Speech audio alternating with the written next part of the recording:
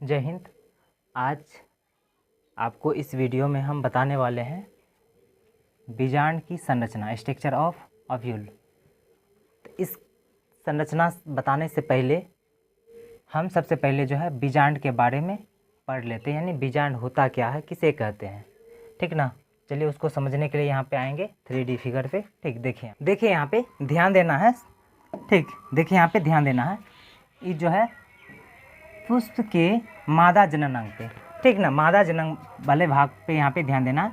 सबसे ऊपरे वाले हिस्से को हम बोलेंगे वर्तिकाग्र। क्या बोलेंगे? वर्तिकाग्र।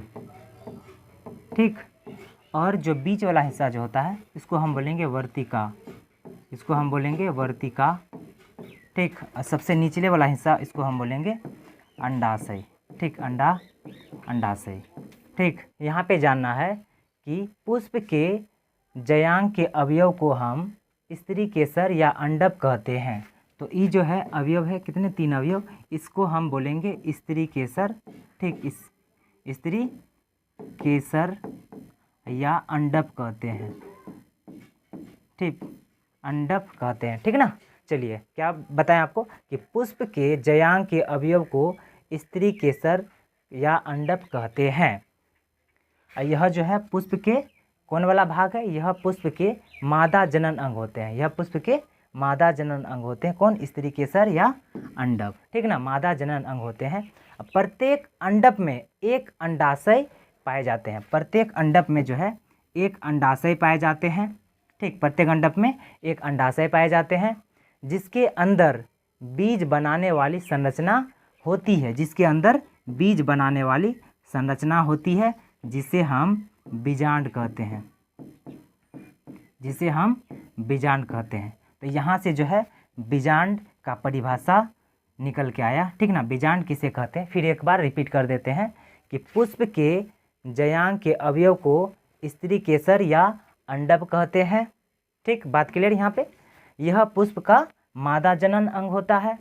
अब प्रत्येक अंडप में एक अंडाशय पाए जाते हैं। प्रत्येक अंडप में एक अंडाशय पाए जाते हैं, ठीक ना, जिसके अंदर बीज बनाने वाली संरचना होती है, उसे हम बीजांड कहते हैं। ठीक, यहाँ पे बात आ गई समझ में। अब इसके बाद जो है इसकी संरचना को देख लेते हैं। किसकी? बीजांड की संरचना को। बीजांड जो है इसके बारे में हम पढ़ लें कि बीजांड किसे कहते हैं। इस स्लाइड में आपको पता चल गया कि बीजांड किसे कहते हैं। ठीक, अब अगला स्लाइड में आते हैं और बताते हैं आपको बीजांड की संरचना। देखिए यहाँ पे समझते हैं अब इसकी संरचना के बारे में। किसकी संरचना? बीजांड की संरचना। यहाँ पे जो देख रहे हैं ये जो है प्रारूपिक परिपक्व बीजांड है। प्रारूपिक परिपक्व बीजांड है, ठीक ना।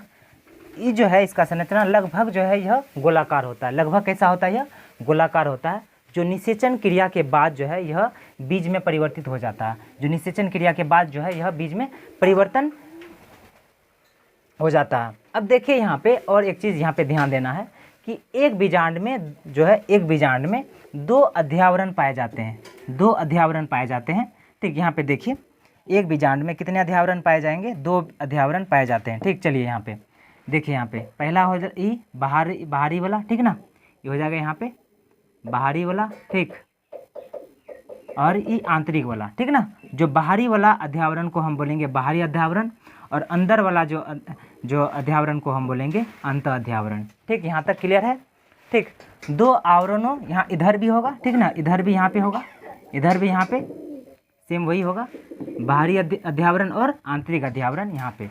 ठीक, अब देखिए यहाँ पे 2 अध्यावरण, ठीक ना, 2 अध्यावरण के अंदर एक विशेष पोषक ऊतक पाए जाते हैं, ठीक ना।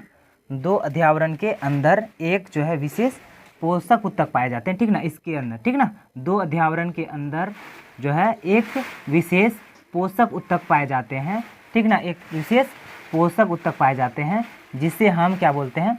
जिसे हम बीजांड काय कहते हैं, जिसे हम बीजांड काय कहते हैं, ठीक ना। 2 अध्यावरण के अंदर एक विशेष पोषक ऊतक होता है जिसे हम बीजांड काय कहते हैं। तो यहाँ से भी बीजांड काय का डिफिनेशन समझ में आ गया, ठीक ना। ये जो देख रहे हैं यहाँ पे, ठीक ना, ये यहाँ से देख रहे हैं, ठीक ना, ये जो है ऐसे ऐसे यहाँ पे संरचना पाए जाते हैं, ठीक ना, जो किसके अंदर है? यहाँ पे जो है बाहरी अध्यावरण और अंत अध्यावरण के अंदर यहाँ पे पाए जाते हैं, ठीक ना। इसको हम बोलेंगे इसको हम बोलेंगे बीजांडपाय, बीजांडकाय बोलेंगे, ठीक ना। 2 अध्यावरण के अंदर एक विशेष प्रकार के जो है उत्तक पोषक उत्तक होता है जिसे हम बोलेंगे बीजांडकाय, ठीक। तो बीजांडकाय का मतलब क्या होता है? बीजांडकाय का मतलब होता है यानी कि बीज का पूरा शरीर, ठीक ना, बीज का पूरा शरीर। चलिए इसके अब बाहर वाला चर्चा हो गया, अब इसके अंदर वाला यहाँ पे देखते हैं, ठीक ना। देखिए यहाँ पे आपको बताए थे कि यहाँ से जो है ई, ठीक ना, 2 अध्यावरण के अंदर जो है एक बीजांड यहाँ पे काय पाए जाते हैं, ठीक ना। अब बीजांडकाय के अंदर अब क्या देखना है, यानी बीजांडकाय के अंदर परिपक्व थैले जैसा एक जो है संरचना होती है, ठीक ना, परिपक्व थैले जैसा एक संरचना होती है। किसके अंदर? बीजांडकाय के अंदर। बीजांडकाय के अंदर एक परिपक्व थैले जैसा संरचना होती है, ठीक ना, जिसको हम क्या बोलते हैं? जिसको हम बोलेंगे भ्रूण कोश, जिससे हम क्या बोलेंगे? भ्रूण कोश। किसके अंदर होता है? बीजांडकाय के अंदर। बीजांडकाय के अंदर परिपक्व थैले जैसा एक संरचना होती है जिसे हम बोलेंगे भ्रूण कोश बोलेंगे, ठीक ना। भ्रूण कोश जो होता है यह किससे बना होता है मिलकर, ठीक ना। तो भ्रूण कोश जो है यह मादा युग्म कोविद और यह जो है भ्रूण कोश जो है मादा युग्म कोविद और गुरु बीजाणु, गुरु इधर लिख लेते हैं, किससे मिलकर होता है? गुरु बीजाणु से मिलकर बना होता है। तो भ्रूण कोश जो होते हैं मादा युग्म कोविद और किससे मिलकर बना होता है? गुरु बीजाणु से मिलकर बना होता है, ठीक। चलिए अब देखिए यहाँ पे बीजांड द्वार के जो है बीजांड द्वार के सिरों की ओर देखेंगे, ठीक ना। बीजांड द्वार के सिरों की ओर कहाँ पे देखना है? भ्रूण कोश में देखना है, यानी ठीक ना।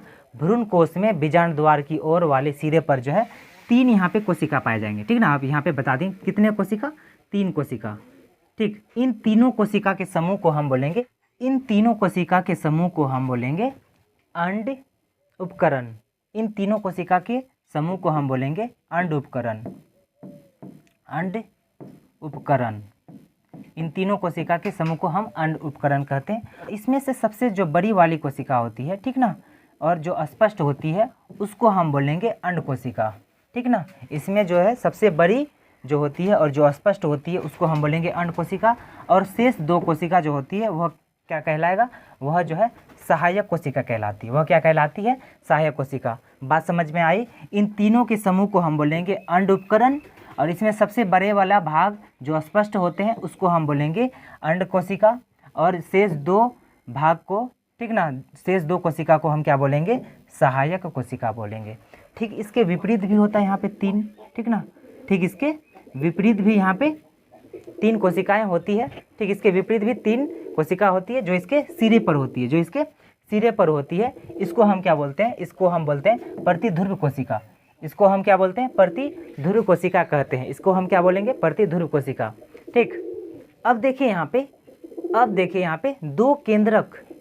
अब देखिए यहाँ पे 2 केंद्रक जो है वह भ्रूण कोश के केंद्र में पाए जाते हैं, ठीक ना। 2 केंद्रक जो है भ्रूण पोष के केंद्र में पाए जाते हैं, जो कोशिका द्रव सूत्रों के द्वारा जो है लटके होते हैं। जो किससे लटके होते हैं? कोशिका द्रव सूत्रों के द्वारा जो है लटके होते हैं, जिसे हम क्या बोलते हैं? जिसे हम द्वितीयक केंद्रक बोलते हैं। जिसे हम क्या बोलते हैं? द्वितीयक केंद्रक। तो इस कंप्लीट वीडियो में हम जो है यहाँ पे बता दिए हैं कि बीजांड जो है किसे कहते हैं और इसका संरचना जो है कैसा होता है, और सारे जो है इसका नाम भी यहाँ पे बता दिए हैं। तो इसी तरह और भी वीडियो देखना चाहते हैं तो प्लीज़ इस चैनल को सब्सक्राइब करें। तो मिलते हैं नेक्स्ट वीडियो में अगले टॉपिक के साथ। तब तक के लिए जय हिंद।